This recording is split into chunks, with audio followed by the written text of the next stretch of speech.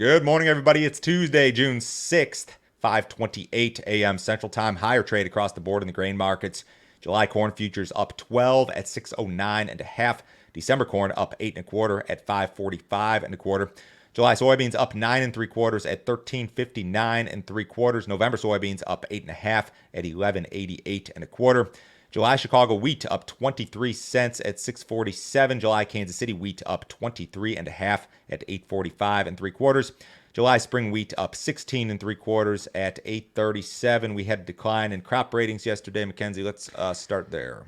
The crop was rated 64%. The U.S. corn crop was rated 64% good to excellent nationally versus 69% last week and 75% on average. Declines of 10% or more in the good to excellent category were seen in Illinois, Indiana, Ohio, Michigan, and Wisconsin. The crop was 96% planted nationally through Sunday and was 85% emerged.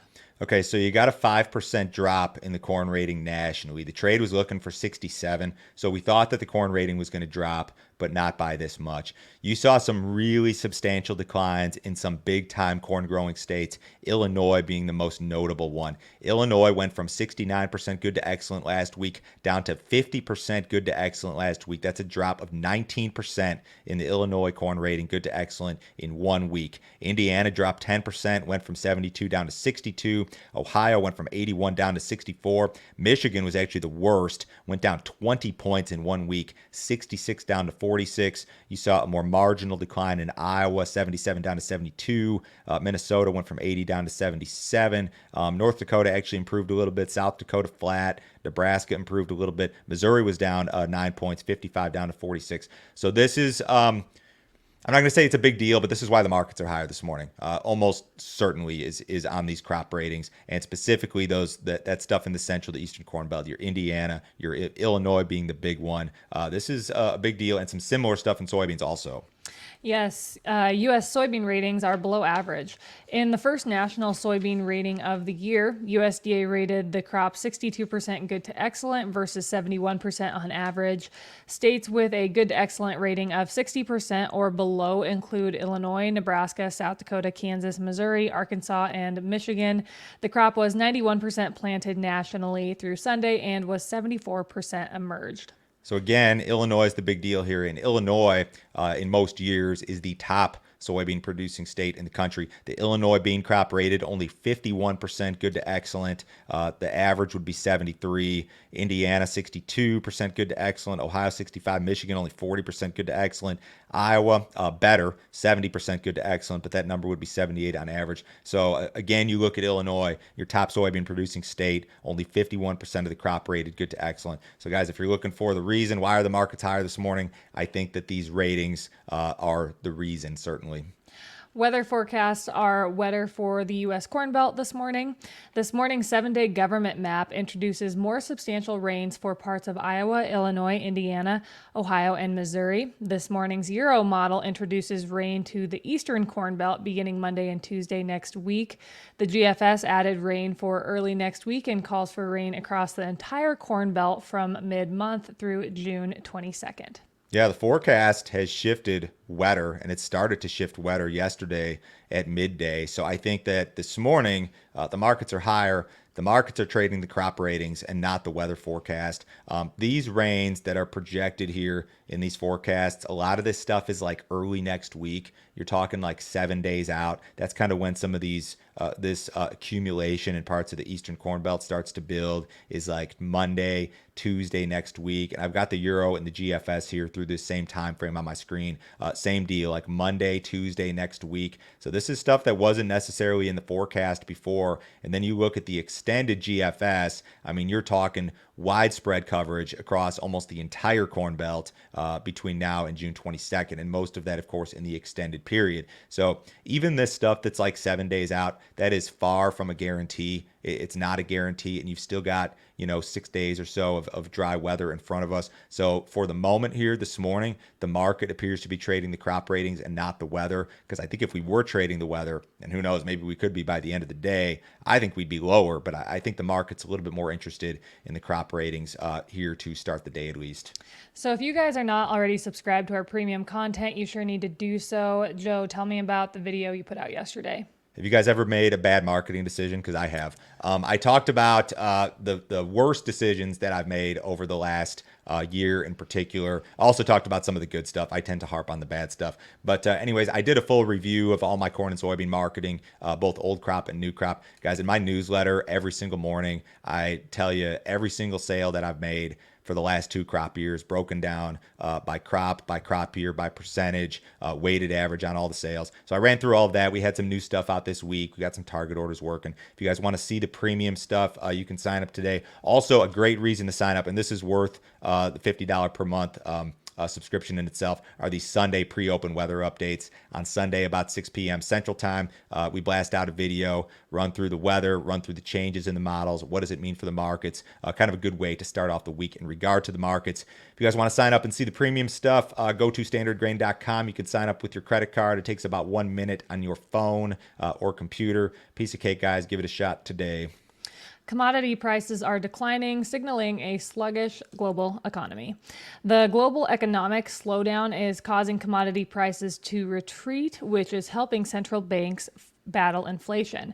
From energy to metals to grains, prices have fallen drastically over the past year. Depressed manufacturing activity, particularly in China, is a major cause of the price decrease. Experts believe the decline in commodity prices may be signaling a recession. While some analysts are calling for prices to level off, others believe high interest rates and the stagnant economy could lead to more pressure on commodity prices. We included this story this morning because I wanted to go back and revisit this.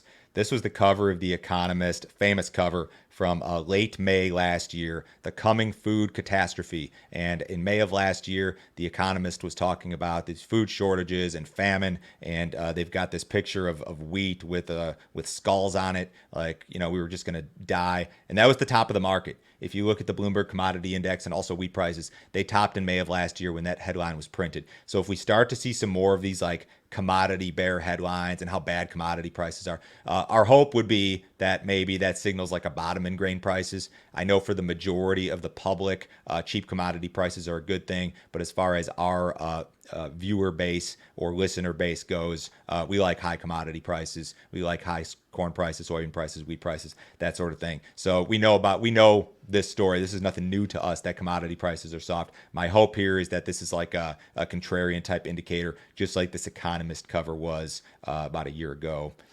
U.S. winter wheat harvest has started. The crop was 4% harvested nationally through Sunday versus 4% on average. The Oklahoma crop was 15% harvested, while the Texas crop was 29% harvested.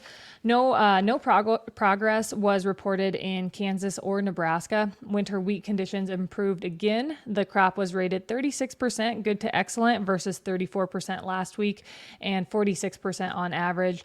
The U.S. spring wheat crop was 64% good to excellent nationally versus 68% on average. So you saw another improvement in winter wheat ratings, but there's a lot of things that the ratings don't tell you. Like they don't really tell you much about the abandonment situation. Despite the fact that the ratings have improved for a couple of weeks in winter wheat country, I don't know that the crop has really actually improved that much. I mean, maybe the crop that did stand a chance, the portions of it improved a little bit, but I think a lot of people in these drought-stricken areas of, Kansas and Oklahoma, wherever, I don't know that I think that the rains may have been too late in some of those areas. Some areas may have even seen too much rain. There have been some parts of the southern plains, like Texas in particular, where they saw some just excessively heavy rains. Spring wheat ratings a little bit below average. I don't know if I'd get too excited about that right now, but winter wheat harvest just getting started here. Really nothing done in the Midwest, nothing done in the PNW, just getting started in the far southern plains. Brazilian corn harvest is slow. The country's second and larger corn crop was 1.4% harvested through last Thursday versus 3% last year, according to well-followed private group Ag Rural. A delayed planting campaign will likely lead to a slower than normal pace in many areas. Brazil's second and larger corn crop accounts for most of the country's corn exports. We talked last week about how Brazilian corn shipments during the month of May were slower versus last year. This is part of it. Part of it's that they have a massive bean crop, and part of it is that harvest is delayed. This is going to be a huge corn crop, though. It's helped to make U.S. prices just non-competitive on the export market, and that's why we're not doing any export business. So harvest is getting started. It's going to be a monster, barring some late season anomaly, a big freeze event or flood event or something along those lines. Nothing to indicate any of that here this morning. USDA will release its monthly crop production and WASDE report on Friday. Traders expect a larger U.S. old crop corn carryout estimate due to poor demand. The old crop U.S. carryout estimates for soybeans and wheat are also expected to rise slightly. No major changes are expected in regard to global carryout estimates compared to last month. Another Friday report. Thanks, USDA. So we should not see, I know some people believe that you could see yield adjustments, like USDA adjust their yield projections for this year's corn and soybean crops. You typically don't see that in June. I'm not going to say it's impossible. USDA surprised us with a lot of things over the years. But the big thing would be the demand side of the balance sheets in regard to old crop. Like maybe the old crop corn demand numbers come down a little bit. Maybe same thing for soybeans, same thing for wheat. This should not be a big report necessarily in terms of market movement. Typically that report at the end of June, your planted acreage, quarterly stocks, that's the bigger report. U.S. corn shipments declined on the week. USDA reported that 1.2 million metric tons of corn were inspected for export during the week ending June 1st. The print was down 12% on the week and down 19% versus the same week last year. Accumulated corn shipments for the current marketing year are down 32% versus the same time period last year. Soybean shipments decreased 12% from the previous week, totaling 214,247 metric tons. Wheat shipments were reported at 291,599 metric tons, down 25% compared to the previous week. You've seen the seasonal strength in corn shipments to some extent. It's just not the type of seasonal strength that we needed. And we don't have the sales on the books to result ultimately in like a much better shipment program. So USDA is probably going to have to come down with their export number for old crop again. And I think that the trade is aware of that going into Friday's report. So again, there's, like I mentioned yesterday, there's just not anything good to talk about in regard to export demand in particular. Old crop, new crop, you name it, the demand's just not there. Australian winter crop production is expected to decline. After 3 years of record rainfall, El Nino-induced dry weather is forecast to reduce Australia's winter crop production.